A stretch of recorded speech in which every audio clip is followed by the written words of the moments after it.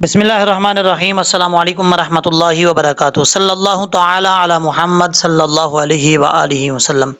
آج جمعۃ المبارک کا دن ہے، اور جمعۃ المبارک کے دن اکثر لوگ سورۃ الکہف کی تلاوت کرتے ہیں۔ تو میں نے سوچا آج یہ ویڈیو بنانا میرے لیے لازمی ہے، آپ کے لیے دیکھنا بھی لازمی ہے۔ جس طریقے سے میرے لیے بنانا لازمی ہے، آپ پر دیکھنا بھی لازمی ہے۔ اس کی وجہ یہ ہے کہ جمعۃ المبارک کے دن جو لوگ یہ ویڈیو سورت پڑھتے ہیں، ان کو ان الفاظ پہ غور کرنا چاہیے، اور یہ ویڈیو دیکھ کر اس پہ پریکٹس کرنی چاہیے۔ اس کی وجہ یہ ہے کہ اگر آپ یہ الفاظ اس طریقے سے پڑھتے ہیں جیسے میں آپ کو بتا رہا ہوں، تو اس سے معنی بھی ترجمہ جو ہے وہ چینج ہو جاتا ہے۔ تو جب آپ کسی حاجت کے لیے پڑھیں گے تو کوشش کریں اس کے تلفظ اچھے ہونے چاہیے۔ آپ کی کوشش ہونی چاہیے لفظ جو ہے وہ بگاڑ کے نہ پڑھیں۔ یہاں پر دیکھیں، یہ آپ کو مثال کے طور پہ میں صرف 3-4 لفظ بتا رہا ہوں، اس طرح کی لفظ جو ہے وہ بہت زیادہ آتے ہیں، آپ اس سے سمجھ لیجئے گا۔ یہ دیکھیں، پہلا لفظ ہے یہ، یہاں پر سب سے پہلے ہے فلن۔ ہجے کر لیتے ہیں، فا زبر فا، لام نون زبر لن، فلن، تا سین زبر تس، فلن تس، تا زبر تا، تس تا، تو یا زیر تی، تس تا تی، عین زبر آ، تی آ۔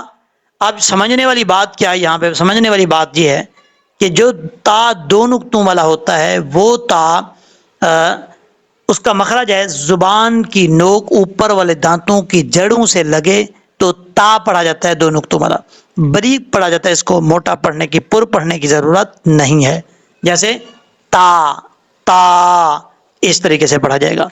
اب یہاں پر ایک تا ہے، پھر سین ہے، پھر سین کے بعد دوسری تا ہے، دوسری تا کے بعد تو ہے۔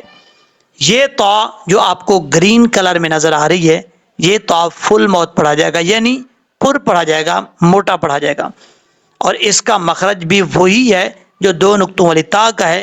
لیکن یہاں پر کیونکہ یہ حروف مستعلیٰ میں سے ہے، تو اس حرف کو پڑھتے ہوئے جب تک زبان اوپر کی طرف نہیں اٹھے گی اس وقت تک یہ تو نہیں پڑھا جائے گا۔ اس چیز کا آپ نے خاص خیال رکھنا ہے۔ اور اگر آپ نے تو کو بھی تا پڑھ دیا، بریک تا پڑھ دیا، تو خود بخود معنی جو ہے وہ چینج ہو جائے گا، بدل جائے گا۔ اس کی وجہ یہ ہے کہ آپ نے ایک حرف کو چینج کیا ہے۔ کیسے؟ تستطیع، تستطیع، پہلے تا بریک اور دوسرا جو تو ہے فل ماؤتھ پڑھا جائے گا۔ تو اور تا دونوں میں فرق، آپ خود اس فرق کا اندازہ لگا سکتے ہیں۔ کیا ہے؟ تا دو نقطوں والا، اور تو یہ فل ماؤتھ پڑھا جائے گا جو گرین کلر میں نظر آ رہا ہے آپ کو۔ تستطیع، یہ حروف مستعلیٰ کی وجہ سے پر پڑھا جائے گا۔ اب اس کے بعد ہے ایک، تو اس غلطی سے بچنا ہے، یہ والی جو آپ کو میں نے بتائی ہے۔ دوسری یہ ہے کہ لوگ جلدی میں پڑھتے ہوئے اس چیز کا خیال بالکل نہیں رکھتے، بھول جاتے ہیں کہ کیسے وَأُحِيطَ بِثَمَرِهِ، ایسا نہیں کرنا۔ میں آپ کو سمجھانے کے لیے یہ پڑھ رہا ہوں، وَأُحِيطَ نہیں پڑھنا۔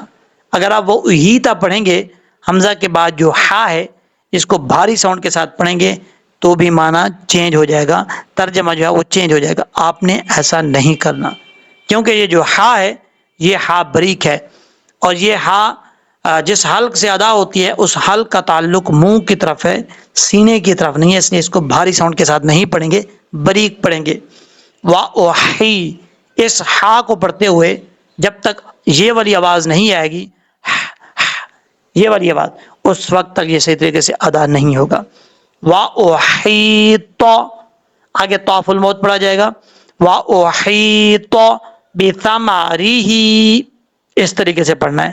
اور اسی طریقے کا لفظ آگے تیسری لائن میں آپ کو میں بتا سکتا ہوں، یہ ہے۔ یہاں پر کیا پرابلم کرتے ہیں لوگ، یہاں پر بھی ایسے ہی پڑھتے ہیں، جلدی میں احادا پڑھ جاتے ہیں۔ ایسا نہیں کرنا، احادا نہیں ہے۔ حمزہ کے بعد جو ہا ہے یہ ہا بریک ہے، حمزہ زبر آ، ہا زبر ہا، آہا، دال دو زبر دن، آہا دن۔ اور اگر یہاں پہ سٹاپ کریں گے تو پھر دو زبر ہیں، وقف کرتے ہوئے دو زبر کے ایک زبر کو الف سے بدل دیں گے۔ یہ ایک تجوید کا رول ہے، قانون ہے۔ جس لفظ پہ آپ وقف کر رہے ہیں اس لفظ کے آخر میں اگر دو زبر آ جائیں اور اس کے بعد الف آ جائے تو اس دو زبر میں سے ایک زبر کو الف سے بدل دیں گے. یہاں پر ہاتھ کو تو بریک پڑھنا ہی پڑھنا ہے. آہا آہا نہیں پڑھنا, آہا بربی آہا, دال دو زبردن آہادن. اور اگر آپ نے اس کو وقف کرنا ہے تو پھر ایک زبر کو الف سے بدل دیں گے. یعنی سادہ لفظوں میں آپ کو میں بتانا چاہوں تو الف جو ہے وہ پڑھا جائے گا احدا, اس طریقے سے. ایسی غلطیاں جو آپ کو میں بتا چکا ہوں, یہ اس طرح کے بہت زیادہ لفظ آتے ہیں, تو آپ نے اس طریقے سے خیال رکھ کے پڑھنا ہے تاکہ دوبارہ یہ غلطی نہ ہو.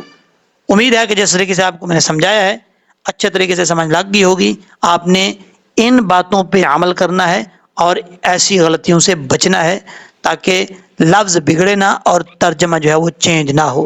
اللہ تبارک و تعالی ہم سب کو قرآن پاک پڑھنے اور اس پر عمل کرنے کی اور صحیح طریقے سے سمجھنے کی توفیق عطا فرمائے.